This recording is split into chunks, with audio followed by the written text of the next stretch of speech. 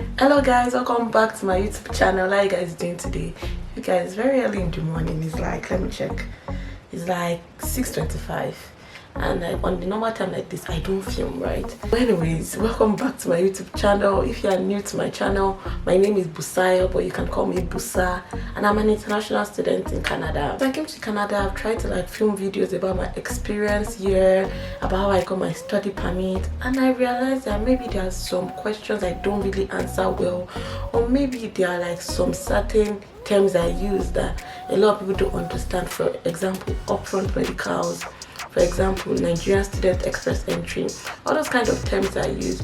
So I just pulled all the questions I've gotten so far since I've been making those videos, and I'm going to be answering all of those questions in today's video. So yes, let's get started into the questions. Do you guys think I look serious in these glasses? These are my normal glasses, by the way, but I feel like I look serious for YouTube with these glasses. The first question I keep on getting is, what do you mean when you say upfront medicals? Upfront medicals.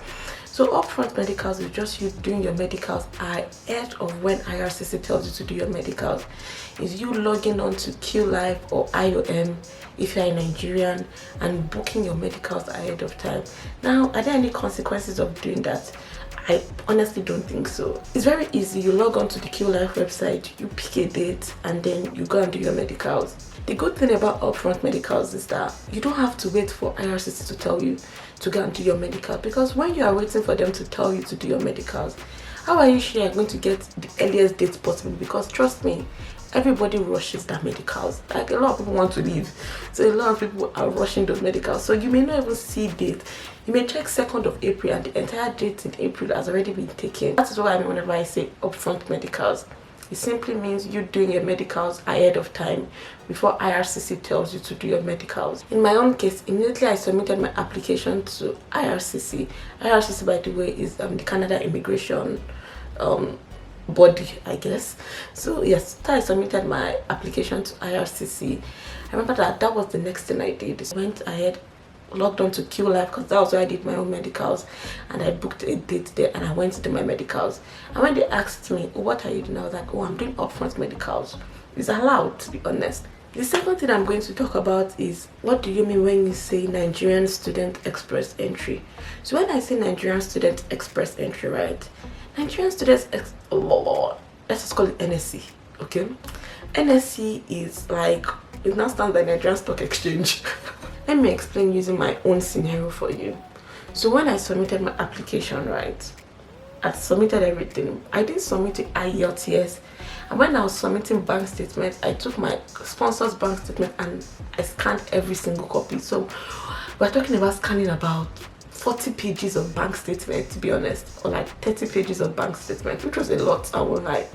So I submitted everything, and after 2 weeks I heard back from NSC and they were like, oh, you qualify. I'm going to put the message here, right, in case you want to read it. So yes, look at it. So it was just them telling me that, oh, you qualify for the Nigerian student, you qualify for the Nigerian student express entry, and they will require me to have an IELTS score of band 6, and I will have to submit a bank statement using the My Bank statement, which is different from the normal bank statement that I scanned. That was like 30 pages. That one is just like one paper, that kind of thing. And they said if I can do all of that, I'll be able to get my visa, my study visa, within 20 days. And it felt like a good deal. I mean, what's there to write IELTS? Is it not English? I'm already speaking now. I decided to write the IELTS, and after writing the IELTS, I submitted my application back to IRCC. There was a spot there where they would tell you, oh, submit these new applications. So I submitted the IELTS and the new My Bank statement to them, and after 20 days I got my visa, right? I don't know if I've been able to explain it well, but with this my story that I just gave you, right, is that NSC just helps you to fast track your visa process. So now here is one tip that I'm going to give everybody that may be interested in that NSC route, is that do your IELTS ahead of time, because definitely they will ask you for it. Submit your bank statement using My Bank statement, because like that you're already front-running whatever IRCC is going to tell you, right? Like that, they're already processing your application 20 days already. Do you get what I'm saying? But there's one thing I'm not 100% sure of, and if you're in Canada and you're doing like a bachelor's degree, if you can answer that question in the comment section, it will really help me. most of the people that I hear that NSC reach out to, they are those that are coming to Canada to do their master's program, not those that are coming to Canada to do bachelor's. Now, I do now know Nigerian Student Express Entry works for those that are coming to do their BSc in Canada. But for master students, I literally feel like they pick everybody to do it. I don't feel like they say, oh, maybe you have to pay one kind of money to qualify to get our email. I didn't pay one dime. I don't even know who runs NSE. I don't know anything. I think it just works like that. I don't feel like it's automatically generated. Do you get? Yeah, I hope that clarifies the whole NSE concept. If there are any other questions, to be honest, you can just write it in the comment section down below, or you can message me on Instagram. That's true. You can DM me on Instagram. Here's my Instagram handle. Okay, let's continue. So yes, the third question I'm going to answer is, Busayo, please break down what you mean by IELTS. Which IELTS do you write? I wrote IELTS General. We have two types of IELTS. That is IELTS General and IELTS Academic, right? And IELTS General is easier. That was why I wrote that one. It's easier.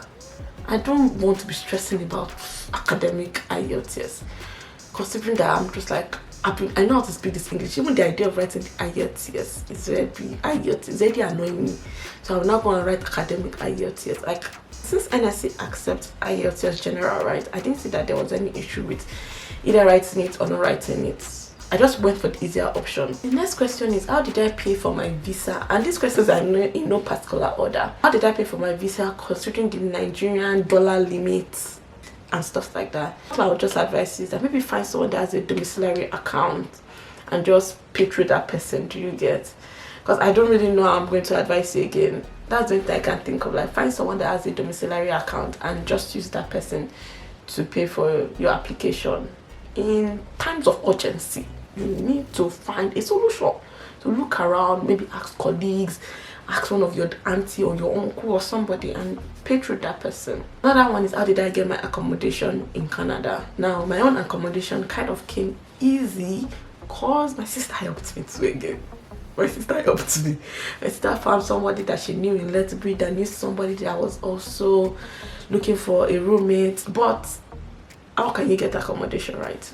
Now, you have a few options. Number one, Kijiji. You can look for houses on Kijiji. Facebook Marketplace is another very good place to find accommodation near. Which other place again? Another one can be like your school's social media page. Like, because for U of L, right, we have like this Discord page that they create for new international students coming into Canada. So there you see everybody talking about, oh, I'm looking for a roommate, oh, I found a house, I'm just looking to complete it. So like your school social media page for new and returning international students can be a good way to find a roommate. So, but I'm also concerned about you giving your money to someone you've not seen before or an house you've not seen before ahead of time, because everybody is a scammer. Even if they're abroad, people are still scamming people. Do you get? So I prefer like you see the house first and all of that. I know of people that they reach out to other people on LinkedIn and say, oh, hello, I'm coming to this university. I can see that you're a student here. I'm looking for accommodation. And I don't know if you can be of help, and see if that person can help you. Do you get? Another question is, how did I pick my university and how did I find the university I wanted to attend in Canada?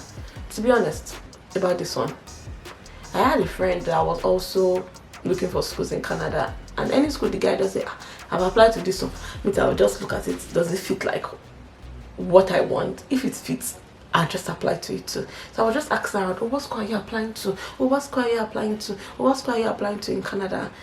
For those people that I knew that also wanted to come to Canada, so I was asking them. That was how I found schools to research on and finally picked like the schools I applied to. So that just talking to other people, asking other people what school they're applying to, knowing why they're even applying to those schools. Do you get? A good way to find schools is to ask yourself, what province do I want to live in? Do I want to be in Alberta? Do I want to live in Ontario? Do I want to live in British Columbia? If you know your province that you want to live in, I know why do I want to live in this province. But I feel like Alberta is kind of cheap to live in. I didn't even know that when I was applying. Don't let me that. It's to look at, okay, what province, how much am I bringing into Canada, and what is like the reasonable accommodation price do you get of houses in that place? Because imagine you are finding a school that is super cheap, but your house rent is like close to the school amount that you are paying if you divide it per month. So like look at those kind of things. Okay, what places in Canada have cheap rental houses that I can live in?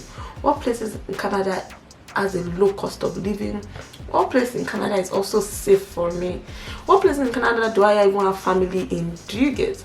Look at all those things. Then when you now find that particular province or that particular city within that province, you can now start looking for schools in that place. A lot of people want to know what other university did I apply to, which is kind of weird. I don't know, but maybe you may be interested in that. So I applied to University of Lethbridge that I'm currently in. I applied to University of Manitoba.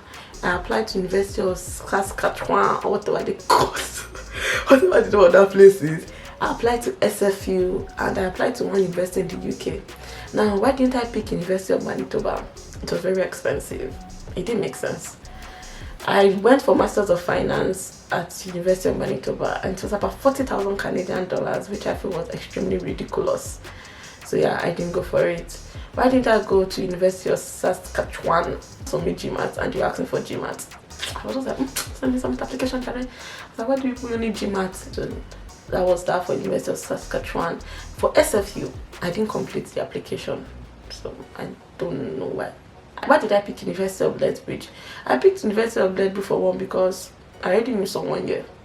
That was why I picked University of Lethbridge. Number two, the cost was also seemed more reasonable than other schools that I had applied to, and it was economics.